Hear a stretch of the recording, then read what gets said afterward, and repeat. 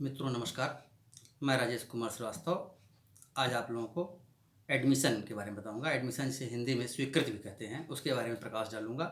और एडमिशन को बताने से पहले, स्वीकृति को बताने से पहले मैं थोड़ा सा आपको ये बताना चाहूँगा कि इसका प्रैक्टिकल में क्या अप्रोच है, प्रैक्टिकल में इसका क्या इफ़ेक्ट है, इसकी वैल्यू क्या है, इसकी इम्पोर्टेंस क्या है, और न्यायिक मामलों में इसका निस्तारण करते समय, किसी विवाद का निस्तारण करते समय स्वीकृति का क्या महत्व होता है, कौन इसे साबित कर सकते हैं, कौन नहीं साबित कर सकते हैं, और ये कैसे चलती है, कब साक्ष्य में ग्राह्य है, कब नहीं है, इसके बारे में बताऊंगा। स्वीकृत को एक्ट में जाने से पहले, एक्ट पढ़ाने से पहले, जो एक्ट धारा इसकी दी हुई है उसको बताने से पहले मैं आपको बताऊंगा कि स्वीकृति का इंपॉर्टेंस क्यों है, कैसे आया। तो जब उसके परिप्रेक्ष्य में आप सेक्शन को पढ़ेंगे, धाराओं को पढ़ेंगे, तो आपको इसका लाभ अच्छी तरह से मिल पाएगा। थोड़ा सा मैं आपको उसके बारे में बताता हूँ। देखिए, स्वीकृत क्या है। अभी एक्ट की बात नहीं कर रहा हूँ, एक जनरल बात कर रहा हूँ। स्वीकृत को आप सहमति भी कह सकते हैं। स्वीकृत को अंग्रेजी में एडमिशन कहते हैं। इसका ये अर्थ होता है कि, चूंकि मैं आपको पहले पढ़ा चुका हूँ, कि साक्ष्य जो है उन्हीं मामलों पर दिया जाएगा, न्यायालय उन्हीं मामलों का निस्तारण करेगी जो विवाद में होंगे। विवाद ये बता चुका हूँ कि आपको विवाद क्या है, विवादक तथ्य क्या है। जिन मामलों में दो पार्टीज में आपस में कोई असहमति है, या जिसको डिसाइड होना है, एक आदमी कहता है कि ऐसा सच है, एक आदमी कहता है ऐसा गलत है, तो जो पॉइंट बनेगा वही डिस्प्यूटेड फैक्ट हो जाएगा, उसी पे साक्ष्य आएंगे। तो स्वीकृति उसी से संबंधित है। स्कोप इसका इसलिए आ गया साक्ष्य अधिनियम में, क्योंकि ये पहले बता चुका हूँ कि साक्ष्य केवल उन्हीं मामलों को लिया जाएगा जो विवाद में होंगे। तो विवाद में आने, तो जिन मामलों में अगर हम स्वीकृति आ जाती है पक्षकारों की, तो वो जो है मामले आउट हो जाते हैं। मैं आगे आपको इसको बताऊंगा आगे कैसे आ रहा है ये। तो ये पहले ये बताया गया था कि मामले का जल्दी से जल्दी निस्तारण हो, एक जो है प्रिंसिपल यह भी था, साक्ष्य विधि का एक ऑब्जेक्ट यह भी था। तो इसलिए जो स्वीकृत तथ्य हैं उनको किस तरह से, ये तो साक्ष्य में उन पर कोई साक्ष्य नहीं आएगा क्योंकि वो ऑलरेडी एडमिट कर चुके हैं। तो इसलिए स्वीकृति का अभाव, स्वीकृति का जो है ये इंपॉर्टेंस आपके प्रैक्टिकल में ज़्यादा आती है और इसमें भी आती है। आप कंपटीशन में बैठते हैं, और किसी भी कंपटीशन में भी, विधि के स्टूडेंट के रूप में भी जब आप बैठेंगे, कहीं बैठेंगे, चर्चा करेंगे, तो वहाँ पे स्वीकृति का महत्व हो जाता है। और एक इंपॉर्टेंट क्वेश्चन भी आता है कि स्वीकृति क्या है, संस्वीकृति क्या है, स्वीकृति कब ग्राह्य है, कब ग्राह्य नहीं है, किसके विरुद्ध ग्राह्य है, किसके विरुद्ध ग्राह्य नहीं, ग्राह्य है तो किन परिस्थितियों में ग्राह्य है। एक चीज़ हम थोड़ा सा आपको बता देना चाहते हैं कि स्वीकृति जो है उसका, जो हम लोगों ने एक अधिवक्ता के रूप में जो देखा, उसका बहुत महत्वपूर्ण है, बहुत महत्व। क्योंकि जो आप कह से, जो समान के मुंह से जो निकल गया, आपने जो कह दिया, वो आपके विरुद्ध प्रयोग में होगा। स्वीकृति का ये बहुत सीधा सा नियम है कि स्वीकृति जो है उनके विरुद्ध ग्राह्य होती है जिन जो उसको देते हैं। उनके, अगर उन्होंने कोई पहले कोई फैक्ट कहा है कि साहब ऐसा है, तो वह ये नहीं कह सकते न्यायिक प्रयोजन में कि साहब मैंने ऐसा कहा था। उसकी स्थितियां हैं, उसके अपवाद हैं वो, लेकिन सामान्य नियम है। अपवाद मैं आपको बताऊंगा बाद में। पहले आप समान स्थिति समझ लें। समान स्थिति में ये कहा जाता है कि स्वीकृत जो व्यक्ति कथन करता है स्वीकृति का, या किसी फैक्ट को एडमिटेड करके ऊपर चलता है, वह उसकी, या कहीं कह चुका होता है पहले, तो उसका वह लाभ नहीं ले सकता, उसके विरुद्ध ही पढ़ी जाएंगी और विपक्षी जो है उसका लाभ लेता है। स्थितियाँ इसलिए ज़्यादा इंपॉर्टेंट हो जाती हैं कि अगर आपको ये नहीं पता है कि स्वीकृत का ये जो मैं कह रहा हूँ, ये स्वीकृत की श्रेणी में आएगा कि नहीं आएगा, जो मैं बता रहा हूँ इसका क्या प्रभाव आगे के न्यायालयिक निश्चयों में आएगा, तो अगर आप ये चीज़ नहीं जानते हैं तो आपसे बहुत बड़ी गलतियाँ मुकदमे के दौरान अधिवक्ता के रूप में हो सकती हैं, और आगे किसी भी आप फील्ड में रहेंगे तो आपसे गलतियाँ स्वाभाविक रूप से होंगी। इसलिए आप इसको समझें। देखिए, सिविल की प्रक्रिया में बता देता हूँ तो थोड़ा सा आपको, हालांकि पहले मैंने आपको बताया है कि मैं सिविल के बारे में ज़्यादा नहीं बताऊंगा आपको, चूँकि वो मेरा विषय नहीं है, लेकिन चूँकि इंपॉर्टेंट है, ये चैप्टर ऐसा है कि इसको थोड़ा सा जान लीजिए। हमने भी शुरू में सिविल की वकालत की है, इसलिए थोड़ा सा इसको आपको बता देते हैं जो इंपॉर्टेंट है। देखिए, होता क्या है कि जैसे कोई आप वाद तैयार करते हैं, कोई वाद पत्र, जिसे प्लेंट कहते हैं, इस भाषा में, अंग्रेजी में प्लेंट कहते हैं और हिंदी में उसको वाद पत्र कहते हैं, दावा भी कहा जाता है उसको। ये चीज़ें आप देख लें। तो जब सूट दाखिल होता है, उसमें जो आप फैक्ट लिख के आते हैं कि जैसे एक मकान मालिक है या कोई कब्जे का है कि मैं इस मकान का भूस्वामी हूँ, मेरा इसमें इतने दिन से कब्जा है, तो ये आपकी स्वीकृतियाँ चल रही हैं, ये आपकी स्वीकृति चुके, आप उसको मान चुके हैं, आप उस तथ्य से सहमत हैं, वही आपका केस है। जो आप अपना केस बना के चलते हैं, जो अपना केस आप लेके चलते हैं, वो सभी स्वीकृतियों की परिभाषा में कहीं ना कहीं से आपके आगे कवर्ड हो जाएंगी। जब मैं सेक्शन 17 पढ़ूंगा, इसमें स्वीकृति डिफाइन किया गया है, तो आपको लगेगा, देखिए बता इसलिए दे रहा हूँ आपको, ताकि जो मैं पढ़ा रहा हूँ, जो समझा रहा हूँ उसको, उसी चीज़ को मैं सेक्शन से कनेक्ट करूंगा, तब आपको लगेगा हाँ कि व्यवहारिकता में है सेक्शन कैसे कार्य कर रहा है। देखिए, किताब पढ़ के स्वीकृत और स्वीकृति कहाँ पे एडमिसिबल है, कहाँ, बहुत ज़्यादा आपको अप्रोच प्रैक्टिकल का नहीं हो सकता। इसलिए पहले प्रैक्टिकल आप देख लें, उसके बाद आप जो पढ़ेंगे तो आपको समझ में आएगा कि जो आप पढ़ रहे हैं उसका न्यायालय में क्या प्रयोग है, क्योंकि ऐसा ज्ञान बेकार है जिसका आप कोई प्रयोग ना कर सकें। शास्त्रों में भी लिखा हुआ है कि ऐसा ज्ञान बेकार है जो आपको प्रयोग जिसको आप ना ला सके। तो प्रयोग पहले देखें उसका क्या प्रयोग है, क्यों लाया गया। तो एक वाद पत्र आप ले आते हैं, उसमें आप कुछ फैक्ट्स लिखते हैं, तो वे सारे के सारे फैक्ट्स जो आप लिखते हैं वे आपकी स्वीकृति पढ़ी जाएगी। एक तो ये न्यायालय की स्वीकृति आ गई।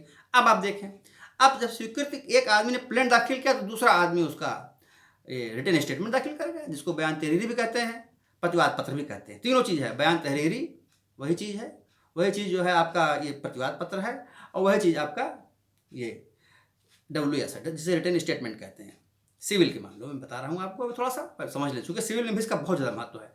अब वाद पत्र में कोई चीज़ लिख के आया वादी, प्रतिवादी जो है वो उसका पैरावाइज रिप्लाई करता है। अब उन पैरावाइज रिप्लाई में अगर आपने उसके कुछ ऐसे पैराग्राफ्स स्वीकार कर लिए तो फिर वह स्वीकृति आपकी ओर से भी बन गई, वह उसकी ओर से भी बन गई, तो उसकी ओर से कोई एविडेंस नहीं आएगा। बाद में उस पर कोई डिस्प्यूट आप नहीं उठा सकते कि साहब ऐसा भी था, क्योंकि वह ऑलरेडी आप भी स्वीकार कर चुके हैं और वह भी स्वीकार कर चुका है। एक तो यहाँ पर आ सकती है स्वीकृति, जहाँ पे जो सिविल क्लायर्स हैं वो जानते हैं, जहाँ पे हम कोई पैरा के सामने जब उसका जवाब देना शुरू करते हैं तो उसमें हम लिखते हैं एडमिटेड, नॉट एडमिटेड या डिनाइड, ये तीन चीज़ आती हैं।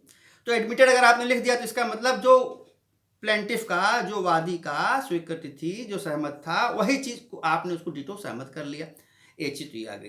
दूसरी चीज़ आती है कि नॉट एडमिटेड। नॉट एडमिटेड जब आप कहते हैं तो वह क्वेश्चन बन जाता है कि उसके उस तथ्य से आप इनकार कर रहे हैं, तो वह स्वीकार की श्रेणी में नहीं पढ़ा जाएगा। दो चीज़। तीसरी चीज़ आ गई कि डिनाइड। एक चीज़ और बता दें मित्रों, बहुत इंपॉर्टेंट है कि डिनाइल और नॉट एडमिटेड दोनों में अंतर है। नॉट एडमिटेड जब आप किसी पैरा के आगे लिखते हैं तो उसका अर्थ ये हो जाता है कि जो बताया जा रहा है उसके फैक्ट से आप अच्छी तरह से वाकिफ हैं और उसको आप स्वीकार नहीं कर रहे हैं, ये तो मतलब होता है नॉट एडमिटेड का। ये चीज़ क्या आती है, डिनाइल। डिनाइल का मतलब ये है कि आपको उसके बारे में जानकारी नहीं। जहाँ जो मेरे हिंदी के मित्र हैं जो वकालत करते हैं वो लिखते हैं कि जानकारी के अभाव में इनकार है, वो डिनाइल हो गया। जानकारी के अभाव में इनकार, डिनाइल हो गया। और किसी किसी पैरा के आगे आप क्या लिखते हैं कि स्वीकार नहीं है या अस्वीकृत, ऐसी भाषा का प्रयोग करते हैं। तो ये जो है प्रयोग न्यायालय में जो स्वीकृत सहमत के बारे में आपको बताया वो ये आज आपका आ जाएगा। एक चीज़ आप और देखेंगे, थोड़ा सा आप क्रिमिनल की अप्रोच की ओर आपको लेकर चल रहा हूँ। जब आप क्रिमिनल के मामले में आते हैं तो जब एक प्रोसिक्यूशन का एविडेंस खत्म हो जाता है तो 313 CRPC की स्टेज आती है। उस 313 के CRPC के स्टेज में वह सारे साक्ष्य आपको बताए जाते हैं जो प्रोसिक्यूशन द्वारा दिए गए, जो भी साक्षी न्यायालय में आए उनका जो कहना था और जो आपके खिलाफ न्यायालय प्रयोग में ला सकती है, वो 313 में न्यायालय बताएगी कि फला फला साक्षी आए, इन्होंने आपके खिलाफ ये बयान दिया, इतने इतने पेपर लगे थे, इस पेपर में इन्होंने ये कहा, जिसको प्रोसिक्यूशन साबित करना बता रहा है। तो वह समय जो आपका उत्तर होगा, जो आपकी पार्टी जो मुलजिम का उत्तर होगा, वह भी उसके खिलाफ कंक्लूसिव एविडेंस तो नहीं है, लेकिन न्यायालय उसको ध्यान में रख सकते हैं। मेरा थोड़ा सा इस लाइन को आप ध्यान में रखिएगा, कंफ्यूज ना होइएगा। केवल 313 पे जो बयान दिए गए वह सजा के लिए पर्याप्त नहीं है, केवल उन्हीं पे सजा नहीं हो सकती, सेटल्ड लॉ है, लेकिन उनको भी न्यायालय कंसिडर करेगी। क्योंकि अगर आपको जो साक्ष्य पढ़ के सुनाए जा रहे हैं, आपने उनका अगर एडमिटेड कर लिया, उनका एडमिशन मान लिया, तो फिर वह आपके विरुद्ध, यह जरूर है कि उनका केवल एडमिशन मान लेने से सजा नहीं हो जाती क्रिमिनल मामलों में, लेकिन वह आपको न्यायालय को कोई न कोई अनुमान अवश्य इंगित करा देंगे। तो वहाँ पे 313 का जो आपका बयान है वह भी आपके खिलाफ प्रयोग में लाया जा सकता है। इन चीज़ों को आप समझ लें। एक बड़ी इंपॉर्टेंट चीज़ आपको बता दे रहा हूँ, थोड़ा उसको समझें, बहुत इंपॉर्टेंट चीज़ है। वो ये है कि प्रदर्श क्या है। प्रदर्श बहुत इंपॉर्टेंट इसलिए हो जाता है कि जब क्रिमिनल प्रोसीजर की बात बता रहा हूँ, थोड़ा सा आपको देखें आप। जैसे एक FIR दर्ज हुई, FIR में तहरीर लिखी जाएगी। तहरीर जिसे आप कहते हैं प्रार्थना पत्र भी कह सकते हैं, उसको उर्दू में तहरीर कहते हैं भाई, चूंकि कोर्ट के लैंग्वेज बता दे रहा हूँ थोड़ा सा। तहरीर मतलब वो होता है जो हाथ से लिखा गया या कंप्यूटर से टाइप कोई भी ऐसा प्रार्थना पत्र जो मोशन में ले आता है क्रिमिनल प्रोसीडिंग को, कि साहब ऐसी सी बात थी, मैं यहाँ जा रहा था और ऐसा सा कांड हो गया, वो तहरीर आ गई। उस तहरीर पे जब वादी मुकदमा आता है, न्यायालय में उसका बयान होता है, उसको प्रदर्श पढ़ते हैं, तो उसके सामने दिखाई जाती है कि देखिए भैया यही तहरीर है। प्रोसिक्यूशन दिखाता है उसको कि देखिए यही है जो आपने लिख के दिया था। तो कहता हाँ साहब ये मेरी राइटिंग में है, वो मैं इसकी राइटिंग पहचानता हूँ, उस पर मेरे हस्ताक्षर है। तो उस पर न्यायालय प्रदर्श डलवाता है, जिसे अंग्रेजी में एग्जिबिट कहते हैं। सिविल क्रिमिनल प्रोसीजर में एग्जिबिट का जो है प्रोसिक्यूशन कोर्स होते हैं, तो उसको एग्जिबिट का कह दिया उन्होंने। अब होता क्या है कि जब जेरा उसकी होती है, देखिए थोड़ा बताता चल रहा हूँ इसलिए कि एडमिटेड समझिए, एडमिटेड क्या है, इसको बहुत इंपॉर्टेंट है। क्योंकि मैंने आपको अपने ओपन लेक्चर में बताया, इंट्रोडक्टरी लेक्चर में बताया कि जो मेरा बेसिक जो ऑब्जेक्ट है वो ये बताना है कि आप प्रैक्टिस कैसे करेंगे। आपके लिए प्रैक्टिस में हम थोड़ा-सा सहायता हो इस चीज़ों को सुनने के बाद, और आप थोड़ा-सा जब किसी न्यायिक क्षेत्र में जाएँ या आप विधिक परीक्षाओं में कहीं भी बैठें तो आपको इसका लाभ दे सकें। मेरा ऑब्जेक्ट यही था जब मैंने बताया था आपको। देखिए पदस्थ पड़ गया, अब आप उसकी जिरह कर रहे हैं, तो जिरह में अगर आप ये नहीं कहते कि देखिए भाई ये जो प्रदर्श है ये झूठा है, किसी के कहने पे एक मनगढ़ंत रूप से तैयार किया गया, अगर आपने ऐसा सवाल ना किया, आपने उस पे ऐसा न सजेशन दिया उसका, तो वह एडमिटेड मान लिया जाएगा कि आप उसको एडमिटेड कर रहे हैं। मतलब कहने का क्या है कि आपने उसकी जेन्युइननेस और कंटेंट्स पे आपने कोई क्वेश्चन नहीं उठाया। तो अगर आपने कोई क्वेश्चन नहीं उठाया, इसका दो मतलब होता है। इसका मतलब सीधा से ये निकल गया कि या तो आप डरते थे कि अगर उसके ऊपर हम कोई क्वेश्चन उठाएंगे तो हमारे खिलाफ चला जाएगा। तो आप या आपका कंडक्ट देखिए शुरू हो गया यहाँ पर। आप जानते थे भाई जब आप बहस करेंगे तो न्यायालय आपसे पूछेगी कि आपने इसको ही कहा कि इनकी एफआईआर झूठी है या गलत है या मनगढ़ंत है या कैसी लिखाई गई। तो चूंकि आपने जिरह में पूछा नहीं, तो जिरह में पूछा नहीं तो क्यों नहीं पूछा, इसका मतलब आप उसकी जेन्युइननेस एडमिटेड करके चल रहे हैं। और अगर आपने genuineness and content of the FIR has been already admitted by you, then it must be use against you. ये चीजें देखिए समझिए। इसलिए आपको ये जो चैप्टर में इतना मैं जो आपको बता रहा हूं इसका बहुत यूज है, क्योंकि इससे आप अगर हटेंगे, अगर आप एडमिशन को नहीं समझ पाए कि एडमिशन क्या है, इसका क्या महत्व है और किन किन स्थितियों में न्यायालय में, किन किन परिस्थितियों में, किन किन चरणों में, किन किन स्तरों पर इसका प्रभाव होता है, तो आप निश्चित रूप से आपके मुवक्किल के साथ आप साथ न्याय नहीं कर पाएंगे। इसको समझ लें आप अच्छी तरह से। जैसे पोस्टमार्टम रिपोर्ट है, अब आपने पोस्टमार्टम रिपोर्ट के जेन्युइननेस पे क्वेश्चन नहीं उठाया, उसके कंटेंट्स पे क्वेश्चन आपने नहीं उठाया, तो आप अपने देख लें केस क्या है आपका। अपने आपका केस अगर आपका ये है कि साहब ये पोस्टमार्टम रिपोर्ट झूठी, सब आप कभी कभी ये भी कर सकते हैं कि साहब ये तो मेरा पोस्टमार्टम, जिसका ये पोस्टमार्टम होना बता रहे हैं ये उस मृतक का पोस्टमार्टम ही नहीं है, ये तो झूठा है। लेकिन आपने क्या किया कि जब देखिए मैं फिर से बता दे रहा हूँ आपको, जब एक बार सुन लीजिए इसको, जब प्रोसिक्यूशन अपना केस खत्म करता है तो न्यायालय कहती है कि वकील साहब पेपर एडमिट कर लीजिए। वे कहते हैं, ये बहुत सीधी सी बात है, समझिए आप इसको। मेरे जो यंग लॉयर्स हैं वो जानते हैं, सीनियर्स को बताने की कोई आवश्यकता नहीं, वो ऑलरेडी को हमसे जानकारी होगी।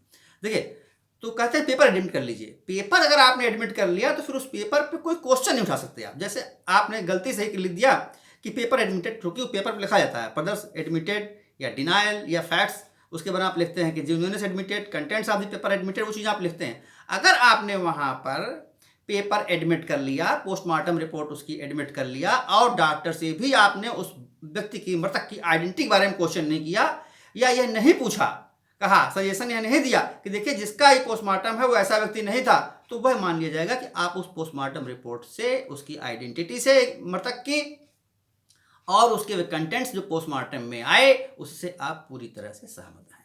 तो यह एडमिशन की बात मैं आपको बता के चल रहा हूँ। तो पेपर एडमिटेड करने के पहले उसको अच्छी तरह से पढ़ लें, अपने केस को देख लें। कभी कभी ऐसा भी होता है कि आप पेपर को नॉट एडमिटेड कर दिए, मालूम चला वही आपकी पूरी स्टोरी का बेस था, तो वहाँ कंट्रडिक्शन शुरू हो जाएगा, बाद में आप उसको सफलतापूर्वक अपना बचाव नहीं कर पाएंगे। इसलिए आपके दिमाग में पेपर को देखने से पहले, सारे गवाहों को देखने के पहले आपके मन में जो स्टोरी हो, जो आपका केस हो, उसके मुताबिक पेपर को आप देखकर एडमिट करें या नॉट एडमिटेड करें, या उसकी जेन्युइननेस डिनायल करें या उसके कंटेंट्स डिनायल करें। वह कोई इसका रटा रटाया फार्मूला नहीं है कि किसको करना है किसको नहीं करना। ये आपके केस पे डिपेंड करेगा कि किन पेपर्स को आप एडमिट करके चल रहे हो और किन पेपर को आप नॉट एडमिट करके चल रहे हो, और किन पेपर को कि आप जेन्युइननेस एडमिट कर रहे हैं, किन की जेन्युइननेस नहीं एडमिट कर रहे हैं। एक चीज़ थोड़ा सा और बता दें, तो कभी कभी क्या होता है कि किसी पेपर को तो आप एडमिट करते हैं कि हाँ ये मेरे हस्ताक्षर है, लेकिन ये जो इस पर लिखा हुआ मैं इससे असहमत हूँ, तो आप उस पर लिखिए कि signature admitted but contents of the paper has not been admitted. तब तो आप वहाँ बहस कर पाएंगे। क्यों? अगर आपने ये न लिखा कि कंटेंट्स आप डिनायल कर रहे हो, तो ये अगर आप उसके नीचे साइन हो तो ये प्रेजम्पशन कोड ड्रा करेगी कि उसमें क्या लिखा था, आपको सारी जानकारी है। तो इन चीज़ों के बारे में को मैं आपको इसलिए बता दे रहा हूँ, हर जगह पे, सिविल में भी क्रिमिनल में भी, ये कहाँ कहाँ पे आपका। तो यह जो एडमिशन का चैप्टर है ये आपको आगे प्रैक्टिकल में रोज काम करने के लिए आपको दिखेगा। जब आप प्लेंट लिखते हैं उस समय से, जब आप एफआईआर लिखाते हैं उस समय से, क्योंकि जो तहरीर में लिखा हुआ है वह भी कहीं ना कहीं एडमिशन है, तो आप उसको आप अपने पक्ष में नहीं ले सकते। लेकिन जो डिफेंस काउंसिल्स हैं, सपोज आप किसी मामले में वादी हैं, आपने तहरीर लिख दिया तो वह जो है वह आपका एडमिशन माना जाएगा। जो उसमें आप लिख देंगे उसका लाभ, गलत या सही जो भी कुछ है, वो डिफेंस ले सकता है। इसलिए आपको कोई भी चीज़ लिखाने से पहले, वाद पत्र तैयार करने से पहले, मुकदमा दाखिल करने से पहले, उसका काउंटर देने से पहले, डब्ल्यूएस दाखिल करने से पहले, जिरह करने से पहले, एग्जिबिट करने से पहले, पेपर एडमिट करने से पहले, जेन्युइन से एडमिट करने से पहले आपको भली भांति इस बात का ज्ञान होना चाहिए कि मैं जो कर रहा हूँ उसका क्या प्रभाव मेरे आगे के फ्यूचर पर पड़ने वाला है। अब धारा 17 से मैं आपको बताऊंगा, उसके लिए अगले एपिसोड में बताऊंगा। थैंक यू, नमस्कार, धन्यवाद।